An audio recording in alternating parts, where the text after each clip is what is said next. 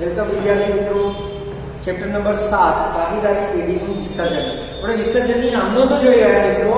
હવે એના પરથી આપણે એક એક્ઝામ્પલ લીધું છે, નીચે આપેલા વ્યવહારો પરથી વિસર્જન અંગેની આમનોંધ લખો. આ એક્ઝામ્પલ આપણે ગણીશું. એમાં આમનોંધનું ફોર્મેટ આપણે દોરી દેવાનું છે પહેલા. ચલો જુઓ, એક એક વ્યવહાર શાંતિથી જોતા રહીશું મિત્રો. તો પહેલો વ્યવહાર છે, વિસર્જન વખતે પાઘડીની ચોપડેની કિંમત 56,000 છે, તેની કોઈ રકમ ઉપજતી નથી. મિત્રો, પાઘડી, પેટર્ન, ટ્રેડમાર્ક અને કોપીરાઇટ આ મિલકતોની ઉપજ અંગે કોઈ સૂચના ન હોય તો તેની કોઈ નોંધ થતી નથી. માટે ઉપજની તેની કોઈ નોંધ નહીં થાય. માત્ર પાઘડીનું ખાતું બંધ કરવા માટેની નોંધ થશે અને મિલકતના ખાતા બંધ કરવા માટેની નોંધ કઈ છે? તો મિલકત નિકાલ ખાતે ઉધાર, માલ મિલકત નિકાલ ખાતે ઉધાર, તે પાઘડી ખાતે જમા. માત્ર ખાતું બંધ કરવાની નોંધ આપણે કરવાની રહેશે. એક નોંધ કરવી નંબર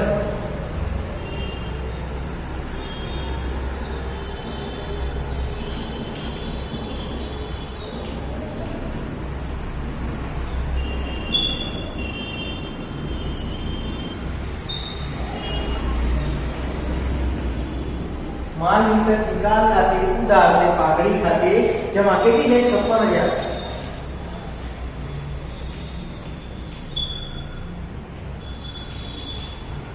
બાબત જે લખવાની થાય તો મિત્રો લખવાનું પાઘડીનું ખાતું બંધ કર્યું તેના. ચલો પહેલા નંબરમાં સમજ પડી ગઈ મિત્રો. પાઘડી, પેટર્ન, ટ્રેડમાર્ક અને કોપીરાઇટ જેવી મિલકતની ઉપજ અંગે કોઈ સૂચના ન હોય તો તેનું કશું ઉપજતું નથી તેમ સમજવું. માત્ર ખાતું બંધ કરવાની એક નોંધ કરવાની થાય.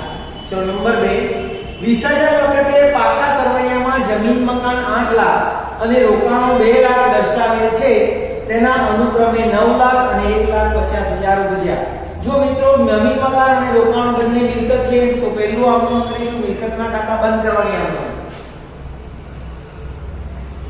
માલ મિલકત નિકાલ ખાતે ઉધાર, તે જમીન મકાન ખાતે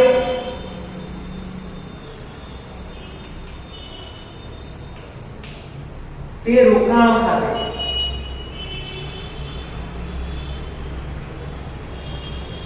ચલો જમીન મકાન કેટલાના છે? તો જમીન મકાન 8 લાખના છે અને રોકાણો 2 લાખના છે. એટલે ટોટલ 10 લાખ ઉધાર હશે. અહીંયા 8 લાખ જમીન મકાન અને 2 લાખ રોકાણો. બાબત છે લખવાનું ખાતા બંધ કર્યા તેના. હવે માલ મિલકતના ખાતા બંધ કર્યા પછી તેની ઉપજની નોંધ કરવાની મિત્રો. હવે મિલકતની જેના ઉપજ્યા કેટલા છે?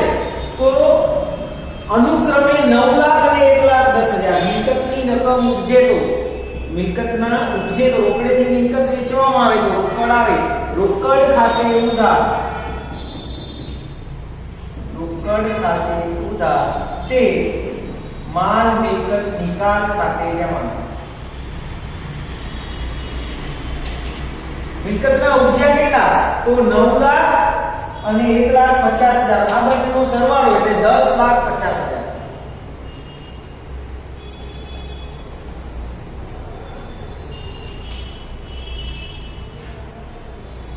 બાબત છે લખવાનું મિલકતના ઉપજ્યા તેના. ચલો નંબર 3 છે, પેઢીની કુલ મિલકતો 2 લાખ છે. કુલ મિલકતો કેટલી આપી છે? 2 લાખ છે. જે પૈકી ચાલુ મિલકતો 40% છે. તો આપણે અહીંયા ગણતરી લખીએ મિલકતો. કુલ મિલકતો કેટલી છે મિત્રો? 2 લાખ છે. એમાંથી ચાલુ મિલકતો કેટલી છે? ચાલુ મિલકતો છે 40%. એટલે 2 લાખના 40% 80,000 થાય. જો ચાલુ મિલકતો 40% હોય તો કાયમી સ્થિર મિલકતો કેટલી? 60% હશે. તો બાકીની મિલકતો સ્થિર મિલકત હશે અથવા કાયમી મિલકત હશે. કાયમી મિલકત હશે 1,20,000. બરાબર. હવે ચાલુ મિલકતોમાં 40% છે, એમાં રોકડ 10,000 સમાયેલા છે તો આપણે માઈનસ રોકડ કરી દઈએ 10,000. રોકડ 10,000 માઈનસ કરી દઈએ એટલે કેટલા વધે બાકીના? 70,000. 70,000 અને કાયમી મિલકતો 1,20,000 છે. સ્થિર અથવા કાયમી મિલકતો 1,20,000 છે. અને ચાલુ મિલકતો રોકડ સિવાયની 70000 છે. તો પહેલા તો આ બંનેના ખાતા ક્લોઝ કરવાની આમ નોંધ કરીશું મિત્રો. તો પહેલી આમ નોંધ થશે માલ મિલકત નિકાલ ખાતે ઉધાર. માલ મિલકત નિકાલ ખાતે ઉધાર. માલ મિલકત નિકાલ ખાતે ઉધાર તે સ્થિર મિલકત ખાતે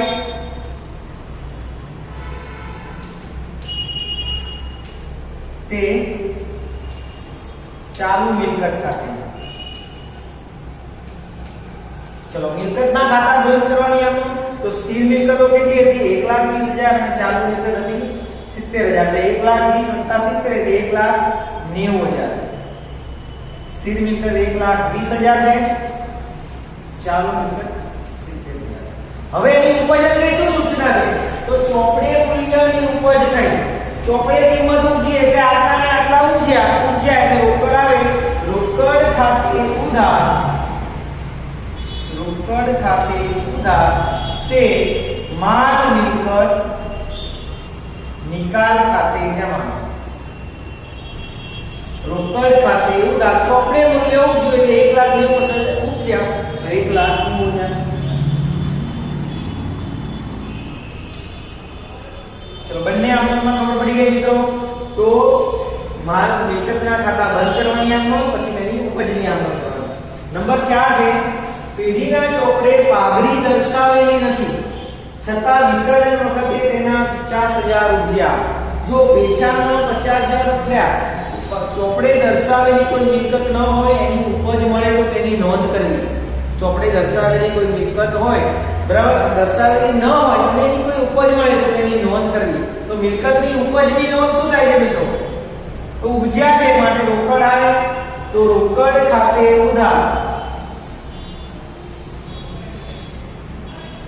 રોકડ ખાતે ઉધાર તે માલ મિલકત નિકાલ ખાતે જમા. રોકડ ખાતે ઉધાર તે માલ મિલકત નિકાલ ખાતે જમા. કેટલા ઉજ્યા છે? 50.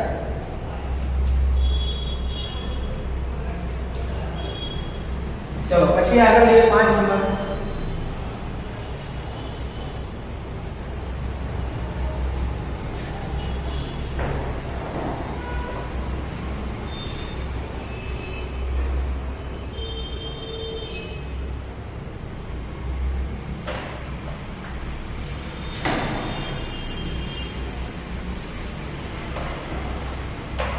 चलो મિત્રો નંબર 5 છે લેપટોપ ની કિંમત 35,000 છે, એક ભાગીદાર 25,000 માં લઈ જાય છે. ચલો લેપટોપ ચોપડે દર્શાવેલું છે તો પહેલા તો લેપટોપ નું ખાતું બંધ કરવાની આમ કરીએ. નંબર 5 માલ મિલકત નિકાલ ખાતે ઉધાર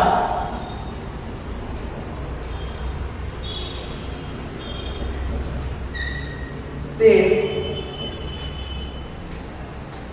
લેપટોપ ખાતે જમા.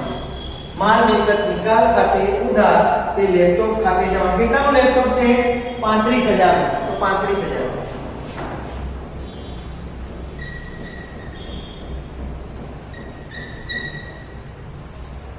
ચલો હવે એની ઉપજની નોંધ કરીએ. તો એના ઉપજ્યામાં શું છે કે એ ભાગીદાર તેને 25,000 માં લઈ જાય છે. ભાગીદાર લઈ જાય છે. જો ભાગીદાર કોઈ મિલકત લઈ જાય તો ભાગીદારના મૂડી ખાતે ઉધાર કરવાનો. तो भागीदारना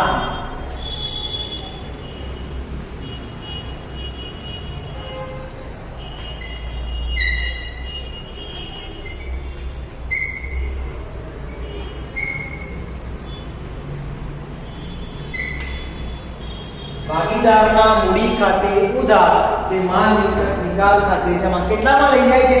25,000 માં. તો રકમ લખીશું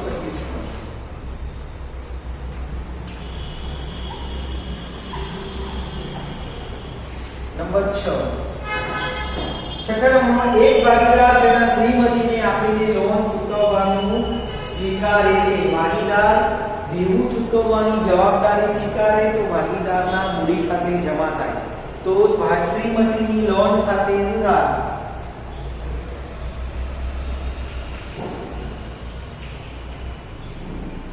તે ભાગીદારના મૂડી ખાતે જમા. કેટલું લોન છે? 40,000.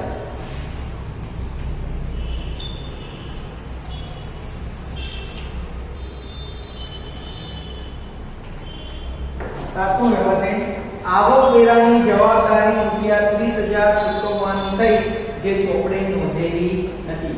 આવકવેરાની જવાબદારી ચૂકવવાની થાય, ઇન્કમ ટેક્સ ચૂકવવાનો થાય, પેઢીના ચોપડે વિસર્જન વખતે કોઈ પણ દેવું અથવા જવાબદારી ચૂકવવાની થાય તો તેની નોંધ કરવી. તો ચૂકવવાનું છે, રોકડેથી ચૂકવે છે એમ સમજીશું.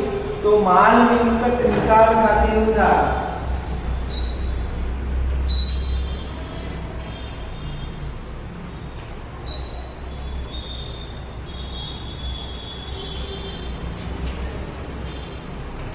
માલ મિલકત નિકાલ ખાતે ઉધાર કે રોકડ ખાતે જમા. કેટલા રૂપિયા છે? 30,000. 30,000.